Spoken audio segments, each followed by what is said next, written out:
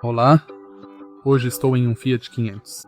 Neste vídeo, vou mostrar como acessar o menu de assistência. No início, olhe para a tela de exibição, vá até Veículo, entre em Configurações e acesse Segurança e Assistência à Condução. Agora, neste menu, você pode gerenciar o controle de frenagem autônoma e de emergência, o sistema de alerta de saída de faixa, conhecido como Lane Sense, e outros recursos importantes. Reconhecimento de sinais de trânsito, aviso de reconhecimento de sinais de trânsito, assistente de estacionamento, volume do assistente de estacionamento dianteiro, volume do assistente de estacionamento traseiro, aviso de distância de visão, assistente de atenção e assistente de ponto cego. Se você achou este vídeo útil, por favor, curta, comente e se inscreva no canal.